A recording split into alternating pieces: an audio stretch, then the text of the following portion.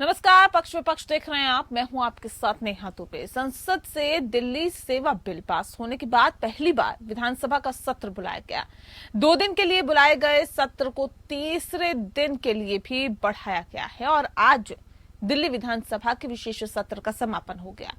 3 दिन के सत्र में पक्ष विपक्ष के बीच जमकर नोकझोंक हुई और खूब हंगामा हुआ। सत्र दिल्ली का था, लेकिन निशाने पर प्रधानमंत्री नरेंद्र मोदी रहे। दिल्ली सेवा कानून हो या फिर मणिपुर हिंसा, सदन में इन मुद्दों पर केजरीवाल सरकार ने पीएम नरेंद्र मोदी को घेरा।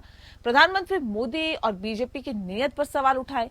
इस दौरान दिल्ली के मुद्दे पर कितना काम हुआ, दिल्ली की जनता की समस्या पर कितनी बात हुई, ये एक बड़ा सवाल है। सवाल ये भी है कि कहीं महज बीजेपी और पीएम पर निशाना साधने के लिए ही दिल्ली विधानसभा का सत्र तो नहीं बुलाया गया था।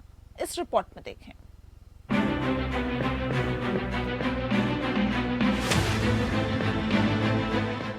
दिल्ली विधानसभा विशेष सत्र आज तीसरे दिन खत्म हो गया। वैसे तो सत्र का आयोजन 2 दिन के लिए किया गया था, लेकिन इसे 1 दिन के लिए और बढ़ा दिया गया। इस तरह केजरीवाल सरकार को पीएम मोदी और बीजेपी पर निशाना साधने के लिए 1 दिन का मौका और मिल गया। शुक्रवार 11 बजे सदन की कार्यवाही हंगामे के साथ शुरू हुई। दिल्ली सेवा कानून पर सदन में जमकर हंगामा हुआ। भले ही दिल्ली सेवा बिल संसद के दोनों सदनों से पास होने के बाद राष्ट्रपति की मंजूरी से कानून का रूप ले चुका हो, लेकिन इसकी वैधता पर आप सवाल उठा रही है। दिल्ली विधानसभा में सीएम केजरीवाल ने केंद्र सरकार पर निशाना साधते हुए कहा कि दिल्ली के लोकतांत्रिक अधिकार को छीना गया है। दिल्ली सेवा बिल को गलत तरीके से संसद में पास कराया गया। मेरे पास अभी कुछ दिन पहले कोई आया था बीजेपी वाला, वो कह रहा था या तो तुम भी बीजेपी को सपोर्ट कर दो और नहीं तो या तो तुमको झुका देंगे और या तुमको तोड़ देंगे। मैं उनको कहना चाहता हूं कि इस दुनिया में कोई माई का लाल पैदा नहीं हुआ जो दिल्ली की जनता को या तो झुका दे और या तोड़ दे। दुनिया में कोई माई का लाल पैदा नहीं हुआ जो केजरीवाल को झुका दे या केजरीवाल को तोड़ दे।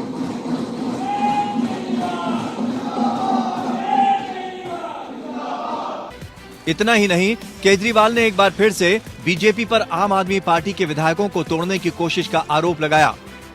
जिस राज्य में से गुजर जाता है वहां जीत जाता है, और उसका रथ दिल्ली वालों ने रोक दिया, उसका घोड़ा रोक दिया। वो लव और कुश ने दिल्ली वालों ने उनका घोड़ा दिल्ली वालों ने रोक दिया। उस दिन मोदी जी ने कसम खाई थी, इस आम आदमी पार्टी को मैं खत्म करूंगा और इनकी सरकार को खत्म करूंगा। पर भगवान तो भगवान है, भगवान ने कुछ और ही सोच रखी थी। एक तरफ मोदी जी का पूरा तंत्र लग गया आम आदमी पार्टी को खत्म करने के लिए, आम आदमी पार्टी को तहस नहस करने के लिए पूरा तंत्र लग गया, और ऊपर वाले का करिश्मा देखो, ऊपर वाले ने 9 साल के अंदर आम आदमी पार्टी को इस देश की तीसरी सबसे बड़ी पार्टी बनाई। 3rd लार्जेस्ट पार्टी, बीजेपी और कांग्रेस के बाद 3rd लार्जेस्ट पार्टी बना दिया। ऊपर वाले ने करिश्मा कर दिया। दरअसल आम आदमी पार्टी और दिल्ली के मुख्यमंत्री अरविंद केजरीवाल बीजेपी को घेरने का कोई मौका छोड़ना नहीं चाहते। सत्र विधानसभा का क्यों न हो, निशाने पर पीएम मोदी और बीजेपी ही रहती है। इससे पहले गुरुवार को दिल्ली विधानसभा में मणिपुर हिंसा पर निंदा प्रस्ताव लाकर चर्चा की गई। इस दौरान भी केजरीवाल ने पीएम नरेंद्र मोदी पर जमकर हमला बोला। उधर मणिपुर पर चर्चा का बीजेपी ने विरोध करते हुए हंगामा खड़ा कर दिया। बीजेपी का कहना था कि दिल्ली विधानसभा में दिल्ली के मसले पर चर्चा होनी चाहिए, न कि मणिपुर की। बीजेपी के विरोध के बाद उनके 5 विधायकों को सदन से बाहर निकाल दिया गया। वहीं आज आखिरी दिन दिल्ली विधानसभा में दिल्ली सेवा कानून पर संग्राम हुआ। कुल मिलाकर विधानसभा का सत्र सियासत की भेंट चढ़ गया। सियासी मुद्दे पर आप और बीजेपी आमने सामने रहे, जमकर हंगामा हुआ। इस दौरान दिल्ली के मुद्दे पर कितना काम हुआ, दिल्ली की जनता की समस्या पर कितनी बात हुई, ये एक बड़ा सवाल है। Bureau report, APN.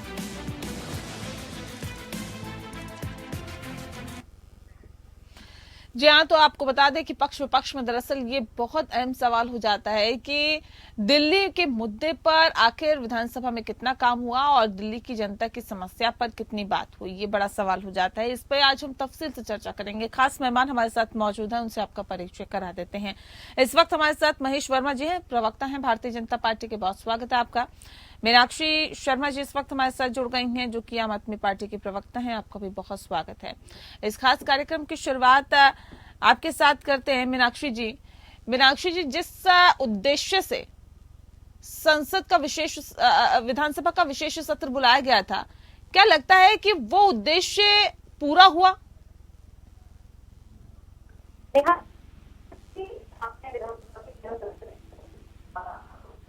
जो आम आदमी पार्टी है वो देश की तीसरी सबसे बड़ी पार्टी नेशनल पार्टी बनी है और देश की तीसरी सबसे बड़ी पार्टी होने के नाते देश के मुद्दे और दिल्ली के क्योंकि दिल्ली में उनकी सरकार है तो दिल्ली के मुद्दे, दोनों मुद्दे उठाने का काम आम आदमी पार्टी इस टाइम कर रही है, क्योंकि उन्हें दिल्ली की भी चिंता है और उनको पूरे देश की चिंता है। क्योंकि आज देश जिन मुद्दों से जूझ रहा है, जिन परेशानियों से जूझ रहा है, अगर विपक्ष आवाज नहीं उठाएगा तो आप मुझे बताइए नेहा जी कौन आवाज? नहीं, आवाज उठाना तो अच्छी बात है, ठीक है, आप आवाज उठा रहे हैं, अच्छी बात है, लेकिन दिल्ली में तो आप सत्ता पर आसीन है ना, उसके बाद अगर आप ये आवाज उठाने की बात करेंगे। मेरा सीधा सा सवाल ये है कि विधानसभा का विशेष सत्र बुलाया गया, 2 दिन का था, एक्सटेंड करके 3 दिन का कर दिया गया। उसमें ऐसी क्या जरूरत थी या ऐसा क्या बड़ा होने वाला था कि ये विशेष सत्र को बुलाने की नौबत आई, और अगर आई तो फिर ऐसा क्या काम हुआ उसमें? उस उद्देश्य से जो बुलाया गया था वो उद्देश्य पूरा हुआ या नहीं हुआ? क्या वो उद्देश्य था, वो समझना चाह रही थी। बिल्कुल बिल्कुल, जो उद्देश्य था वो पूरा हुआ। और आज आपने देखा भी कि जो मुख्यमंत्री जी है उन्होंने दिल्ली के सारे मुद्दों को भी उठाया कि किस तरीके से जो बीजेपी की सरकार है केंद्र में, किस तरीके से दिल्ली के कामों में। उद्देश्य बताइए ना, उद्देश्य मतलब मैं ये समझू कि उद्देश्य भारतीय जनता पार्टी को पानी पी पी कर कोसना था जो केजरीवाल ने किया, ये समझू? नहीं देंगे। देखिए सुनिए मेरी बात, दिल्ली की जो चुनी हुई जनता है, दिल्ली ने जिसको चुना, जिस सरकार को चुना, आज अगर उसको काम नहीं करने दिया जा रहा है, उसके मुद्दे जो रखे जा रहे हैं, तो ऑब्वियसली सबको पता है, पूरे देश को पता है कि उसमें रंगे कौन डाला है। अब जब बीजेपी रंगे डालेगी तो बीजेपी को कौन सा जाएगा ना। नहीं, तो इसके लिए ये बताने के लिए, ये जताने के लिए विशेष सत्र बुलाया गया था क्या? सुनिए, निंदा आपने देखा ना, निंदा के लिए बुलाया गया था, बताया गया कि किस तरीके से इन्होंने ये जो विधेयक लेकर आए, किस तरीके से जो दिल्ली के काम हो रहे हैं उनमें किस तरीके से रंग अड़ाई जा रही है।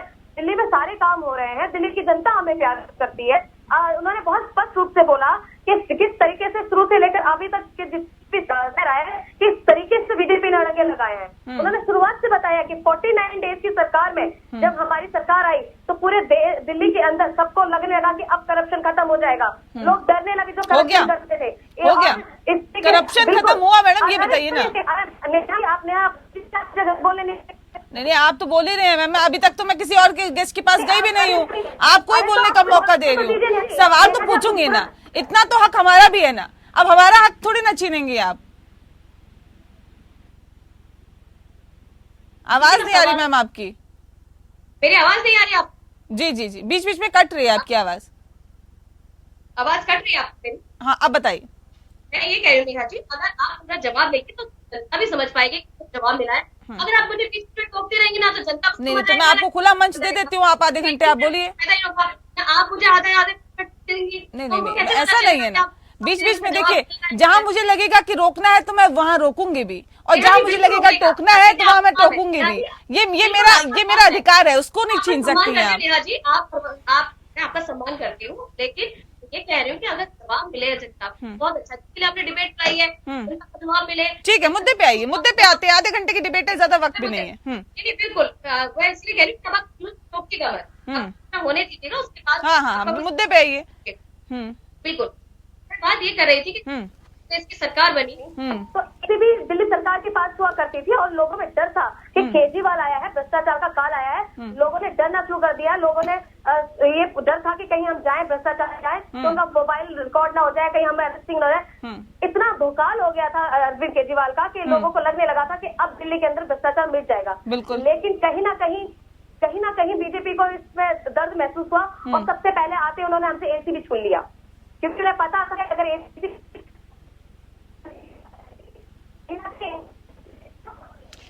चलिए मीनाक्षी जी, जितना मैं समझ पा रही हूँ आप यही बता रही हैं कि देखिए भारतीय जनता पार्टी को कुल मिला के कोसने के लिए निंदा प्रस्ताव आप लेके आए, विधानसभा का विशेष सत्र बुलाया गया, है ना, और यही चीजें आप कहना चाह रही हैं। आपकी आवाज एक बार फिर से मैं ठीक करवाने की कोशिश करती हूँ।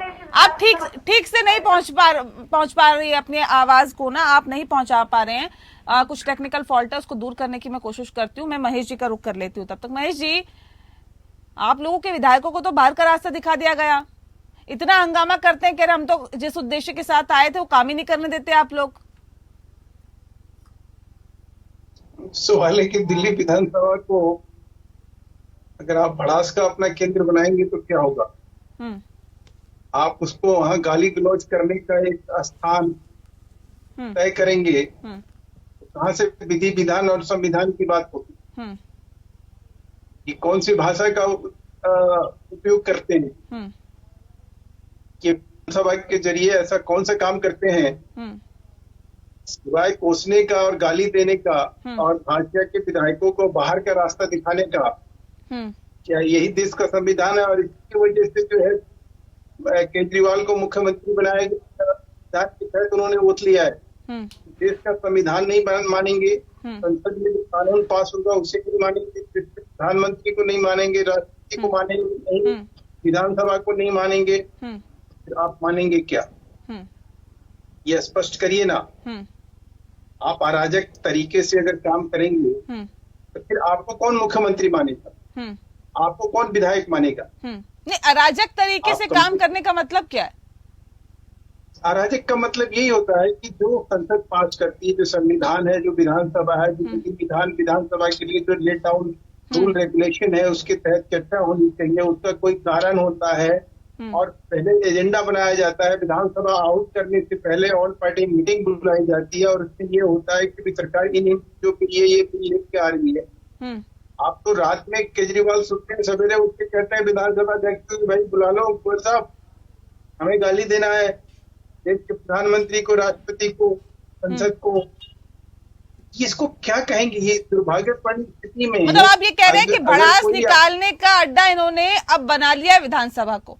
लेकिन एक बात बताइए ना, अगर ये भी कहें, आम आदमी पार्टी वाले कहें कि देखिए जो स्थिति आपकी है वही स्थिति लोकसभा में हमारी भी, आपकी भी है, जो विधानसभा में इनकी है, तो क्या ऐसे में प्रधानमंत्री भी भड़ास निकालते हैं क्या लोकसभा में जाकर?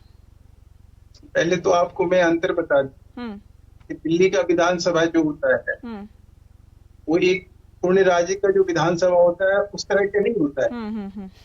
इसके जो रूल रेगुलेशन है, उसके जो कानून कायदे हैं, नियम कायदे हैं, वो बिल्कुल डिफरेंट है। और संसद की बात तो बड़ी बात है, वहां तक कोई भी चीज तय है, इस टाइम ये चीज होना है और ये चीज ऐसे किया जाएगा, तभी ये चीज वहाँ संसद में कहीं रखी जाएगी, बोला जाएगा। वहाँ बोलने की भी अनुमति तो है। इनके आम आदमी पार्टी के सांसद को क्यों सस्पेंड किया गया, क्यों निलंबित किया गया? तो आप उस परंपरा का, ये तो कह रहे हैं, देखिए सड़क पे आप नहीं बोलने देते, संसद में आप नहीं बोलने देते, विधानसभा में बोल रहे तो कह रहे आपको सबसे ज्यादा दिक्कत हो रही है। बोले ना क्या केजरीवाल कहीं पे? आम आदमी पार्टी के प्रतिनिधि कहीं नहीं बोले क्या? एक चीज मुझे बताइए, ये तो बोलने ये बोलने की वजह से तो निलंबित होते हैं। ये जो उदंडता है इनकी, जो अराजक स्थिति पैदा करने के लिए ही तो ये ऐसा इनके साथ होता है व्यवहार। किसी और सांसद के साथ क्यों नहीं व्यवहार होता है? ये मानते, ये तो किसी और सांसद के साथ भी तो हुआ ना। अधीर रंजन चौधरी के साथ क्या हुआ सर? उनके साथ भी तो हुआ। अधीर रंजन चौधरी के साथ क्या हुआ? देखिए अधीर रंजन जी ने जो जिस भाषा का प्रयोग किया, आपको लगता है आपने कहा ना किसी और सांसद के साथ नहीं होता, तभी मैंने ये सवाल पूछा कि और सांसदों के साथ भी हुआ है, तो इसमें आप उससे इनकार नहीं कर सकते। लेकिन मीनाक्षी जी देखिए, अभी सीधे आरोप लग रहे हैं, कह रहे विधानसभा का विशेष सत्र काम के लिए बुलाया गया था तो काम होता ना, वहां तो आप लोग भड़ास निकालने का काम कर रहे थे। कह रहे भड़ास निकालने का अड्डा बना रखा है क्या आम आदमी पार्टी ने, कि रात में सपना आता है सुबह बुला लिया विधानसभा का विशेष सत्र, और जी बुला लिया, चलिए स्पीकर का विशेषाधिकार है, बुला लो।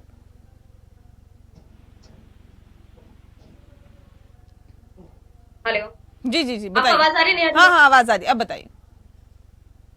जी पहले तो मैं बताना चाहूंगी, इन्होंने कहा निलंबन की बात।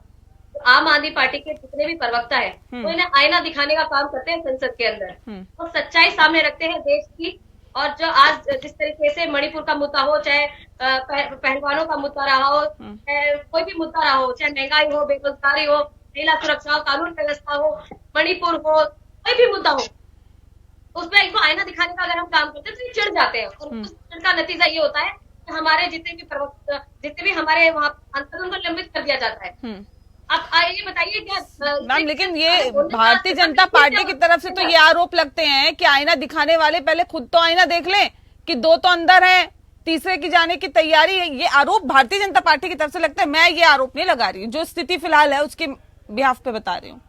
तो मैं ये कहना चाहती हूँ, नेहा जी फिर जवाब देना संसद के अंदर, क्यों प्रधानमंत्री जी या इनके सांसद महंगाई पे कोई बात नहीं करते हैं, क्यों क्या कहते हैं बेरोजगारी पर बात नहीं करते हैं, क्यों कानून व्यवस्था पे बात नहीं करते हैं, क्यों मणिपुर के ऊपर बात नहीं करते हैं, क्यों महिला जो रेसलर थी जंतर मंतर पे बैठी रही 3 महीने एक शब्द नहीं मुंह से निकला, वो बेचारी तो सड़कों पे घसीटा गया तभी शब्द नहीं निकला। आज कानून व्यवस्था बिगड़ के पूरे देश को उस पर कर क्यों नहीं मिलता? दिल्ली के अंदर के इशारों पर सरकार चला रहे हैं, उसके ऊपर इन्होंने कभी एक शब्द नहीं बोला। आप बताइए चीजें हैं जो तो मणिपुर में भी बोला ना, मणिपुर पर भी बोला प्रधानमंत्री ने तो, और लाल किले की प्राचीर से भी मणिपुर पर बोल दिया। तो 3 महीने से चल रहा मणिपुर है, आप सेटिस्फाई हो सकती है नेहा जी? बड़ी गंभीर वहां पर हो रही है, को घुमाया जा रहा है, तो स्टूडेंट से वो गलती कर रहे हैं, 3 महीने से चल रहा है, क्या उसके लिए 30 मिनट बोल देना या प्लीज। देखिए, दिल्ली विधानसभा का सत्र बुलाना, वहां पर मणिपुर पर चर्चा करना, ये थोड़ा सा समझाइए। अब क्या प्रधानमंत्री बनने की तैयारी की तरफ अग्रसर है क्या अरविंद केजरीवाल? विपक्ष का काम है मुद्दे उठाना। अगर सरकारें काम नहीं करेगी तो विपक्ष आवाज उठाएगा। आज जिस तरीके से ये जो भारतीय जनता पार्टी की केंद्र सरकार है, जिस तरीके से लोकतंत्र की हत्या कर रही है, बिहार में भी एक पत्रकार की गोली मारकर घर के अंदर घुसकर हत्या कर दी गई, उसका मसला क्यों नहीं उठाया आपने? उठा लेते। सुनिए मैंने कहा ना, अभी पूरा तो होने दीजिए मेरी बात को, फिर आपकी बात का भी जवाब दूंगी कि किस तरीके से जिस तरीके से लोकतंत्र की हत्या कर रहे हैं, संविधान को नहीं मानते हैं और आपका सर्वोच्च न्यायालय के न्याय को पलट देते हैं अपनी शक्तियों का दुरुपयोग करके। मैडम, ऐसा पहली बार हुआ है क्या? राजनीति कर रहे हैं। पहली बार हुआ है क्या कि सुप्रीम कोर्ट के आदेश को पलट दिया गया हो? पहली बार सर्वोच्च न्यायालय पहली बार हुआ है मैम। याद करिए कौन से केस में कब हुआ था। उन्हीं के साथ आप अभी गठबंधन में भी हैं। सुनिए नेहा जी, कौन सी पार्टी ने कब किया था? नहीं तो मैं याद भी दिला दूं। सुनी हुई सरकार के अगर आप प्रतिबाद करेंगे तो लोकतंत्र की हत्या है या नहीं, ये बताइए। जब सरकार थी जनता ने, उन्होंने कहा कि ये आम आदमी पार्टी चलाए दिल्ली के अंदर, और उसको सर्वोच्च न्यायालय ने भी ये माना कि भैया की चुनी सरकार का अधिकार है सरकार चलाने का, उसके विपरीत ये काला कानून लेकर आते हैं रातों रात।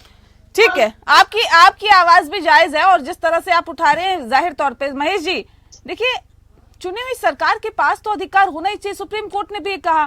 फिर ये अध्यादेश लाना, अब हंगामा तो होगा ही ना। अब जिसके पक्ष में अगर आदेश आया था उसको आप पलट देंगे तो फिर हंगामा तो सामने वाला करेगा ही ना। और जब वो हंगामा करते हैं तो फिर आपको दिक्कत होने लगती है कि ऐसा क्यों, ये तो संविधान के विरुद्ध है। आप करें तो सब बढ़िया। बड़ा आपने बहुत अच्छा सवाल नेहा जी आपने पूछा, और ये अच्छा किया कि आपने सुप्रीम कोर्ट का इसमें हवाला दे के आपने ये सवाल पूछा, क्योंकि सुप्रीम कोर्ट ने जब एक आदेश दिया, उस आदेश के बाद की अध्यादेश आया, अध्यादेश के बाद कानून पास हुआ, और अज्ञानता बस ये कह लीजिए कि इन लोगों की जो जगलरी है, या कह लीजिए ये जिस तरह के जगलर हैं, बाजीगर हैं, राजनीतिक बाजीगर जिस तरह की ये बाजीगर दिखाते हैं, उसके कहीं परिणाम है अवेयरनेस के कमी की वजह से, जागरूकता की वजह से इन लोगों ने इसका फायदा उठाया और ये बनाने में कामयाब रहे कि सुप्रीम कोर्ट के आदेश के बावजूद भी अध्यादेश आया और कानून बना। सुप्रीम कोर्ट ने बड़ी स्पष्टता के साथ उस आदेश में ये कहा था कि अधिकार दिल्ली सरकार के पास तो है, लेकिन अगर केंद्र सरकार चाहती है कि इसमें किसी तरह से वो इस अधिकार को कोई कम करे, ज्यादा करे, या जिस तरह व्यवस्था करे, उसके लिए कानून लाए, नया कानून पास हो, और उस कानून के तहत फिर जो है कंट्रोल कमांड किसका है, किस तरह से रहेगा, ये तय किया जाए। उस ऑर्डर का ये हिस्सा था। एक बात। दूसरी बात यह है कि मैं पूछना चाह रहा हूँ कि लोकतंत्र और सरकार क्या होता है। लोकतंत्र जनता के लिए होता है, जनता द्वारा होता है, जनता की होती है। तो लोकतंत्र को अगर जो आदमी सही समझता है वो जनता की सोचेगा ना। जनता को इनकी विधायक इसी विधानसभा में मुख्य भूपेंद्र सिंह जो मतलब भारी हैं, वो मालूम है क्या कह रहे हैं कि दिल्ली जल बोर्ड के पास 1 रुपया नहीं है और नाली का पानी जो है दिल्ली जल बोर्ड जो ठीक है है। लोगों को सप्लाई कर रही है। ठीक है, ठीक है। एक बहुत अब महत्वपूर्ण सोचिए, सवाल मेरा अभी मीनाक्षी जी से भी है, वो रह जाएगा। और वो सवाल वक्त की भी कमी है। मीनाक्षी जी, अच्छा ये बताइए, आप कह रहे देखिए अलोकतांत्रिक, असंवैधानिक, क्या असंवैधानिक है? कोई बिल लेकर आया गया, कोई अध्यादेश लेकर आया गया, लोकसभा में पास हुआ, फिर राज्यसभा में पास हुआ, फिर राष्ट्रपति के पास गए हस्ताक्षर और फिर कानून का रूप लिया। तो इसमें असंवैधानिक क्या है, अलोकतांत्रिक क्या है, ये थोड़ा सा समझाइए, क्योंकि आपने भी तो पुरजोर कोशिश की ना राज्यसभा में रोकने की, आप नहीं रोक पाए। उतना आपके गठबंधन में ताकत नहीं थी, या फिर यूं कहे कि जो विपक्षी पार्टियां आपके साथ कंधे से कंधा मिला के नहीं चली? क्यों? अगर इतना अलोकतांत्रिक है तो आपके साथ ही होना चाहिए था, सबको राज्यसभा में रोक देते। देखिए नेहा जी, बिल्कुल लोकतांत्रिक है, क्योंकि लोकतंत्र ये अधिकार देता है चुनी हुई सरकार को कि वो देश में अपने अधिकार उसको मिले सारी, और वो जनता के लिए काम करे। और इसी तरीके से संविधान ने भी अधिकार दिया है चुनी हुई सरकार को कि वो जनता के लिए काम करे। तो जब दोनों ही छीन लिए जाएंगे तो ऑब्वियसली ये गैर संवैधानिक भी होगा और गैर लोकतांत्रिक भी होगा, क्योंकि और ये भी अपने हिसाब से मापदंड नहीं तय कर लेंगे ना आप, अपने हिसाब से मापदंड नहीं तय कर लेंगे ना। नहीं, तरीका जो है वही उसी प्रोसीजर से तो चलेंगे। का दुरुपयोग किया है इन्होंने। सिर्फ आप मुझे एक बात बताइए नेहा जी, इस काला अध्यादेश को लाने का जनता को क्या फायदा हुआ है, मुझे बताइए। अगर महेश वर्मा जी बता दें क्या फायदा हुआ, जनता के तो काम हो रहे थे, जनता तो खुश थी, जनता की शिकायत कहाँ थी? मैम, दिल्ली में आज से यही चीजें आज से चल रही है क्या? सुनिए, दिल्ली पूर्ण राज्य नहीं है, ये आपको भी समझना होगा। दिल्ली में आज से ये चीजें नहीं चल रही, ये आपको भी समझना होगा। और मैम, ऐसा भी हुआ है कि दिल्ली में दूसरी सरकार थी, केंद्र में दूसरी सरकार थी, तब भी दिल्ली की सरकार बेहतर तरीके से काम कर रही थी, ये आपने भी देखा होगा। काम कर रही थी ना नेहा जी, आज से पहले भी चुनी सरकार भी काम कर रही थी ना। तो केजरीवाल जी जब से आए हैं उनको दिक्कत हो रही है ना, यही तो वजह है कि आखिर क्यों? नेहा जी, चुनी सरकार का मतलब क्या है? क्या उसे अपंग सरकार बना के रखा जाएगा? क्या सिर्फ वो नाम के लिए सरकार, वो काम कौन करेगा जनता के लिए? तो आज से पहले जितनी सरकारें थी काम नहीं कर रही थी। तो चुनी सरकार का क्या? महेश जी कुछ कह रहे हैं। महेश जी 10 सेकंड है, सिर्फ 10 सेकंड। ठीक है, ठीक है, ठीक ठीक है। तो मुझे समझ आता था, तो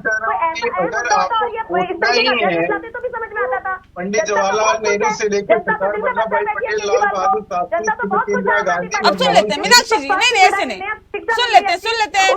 मैम देखिए, अगर दिल्ली पे अभी देखिए, अगर सुविधाओं की बात करेंगे ना तो मैं फिर बताऊंगी क्या क्या कहाँ पे मिल रहा है, लेकिन इतना वक्त मेरे पास नहीं है। 10 सेकंड महेश जी बोलेंगे, उसके बाद मुझे वाइंड अप करें जल्दी से। देखिए, मैं कह रहा हूँ कि अगर आपको कोसना ही है अरविंद केजरीवाल को, तो जवाहरलाल नेहरू, लाल बहादुर शास्त्री, सरदार पटेल, इंदिरा गांधी, मनमोहन सिंह, अजय माकन, संदीप दीक्षित, आलका लंबा, सबको लेकर जो है ना, सबका नाम लेके आज अगर वो कहे होते ना कि ये सारे जो है ये सारे गलत है और अरविंद केजरीवाल ठीक है, इस देश में जो लोग भी थे, जो प्रधानमंत्री कह गए थे कि भाई दिल्ली देश की राजधानी है और यहाँ कानून जो है देश का चलेगा, जो इंडियन टेरिटरी है उसका चलेगा और उसके अलावा कुछ नहीं चलेगा, तो आज ये सबको गाली देना चाहिए। तो सुप्रीम कोर्ट ने जो आदेश दिया वो भी तो सोच समझ के दिया होगा ना। मतलब ऐसा थोड़ी होता है चिट भी मेरी पट भी मेरी, ऐसा नहीं होता ना। जो चीजें हैं उससे भी इनकार नहीं किया जाता। आप अध्यादेश लेके आए, लोकतांत्रिक तरीके से लेके आए, उसे पास करवाया, इससे भी इनकार नहीं किया जा सकता। लेकिन जो सुप्रीम कोर्ट ने बोला वो भी देश की जनता ने देखा था। बहरहाल बहुत शुक्रिया, मेरे पास वक्त की कमी है। बहुत शुक्रिया आप दोनों का हमारे साथ इस खास चर्चा में शामिल होने के लिए। पक्ष विपक्ष में फिलहाल के लिए इतना ही। नमस्कार।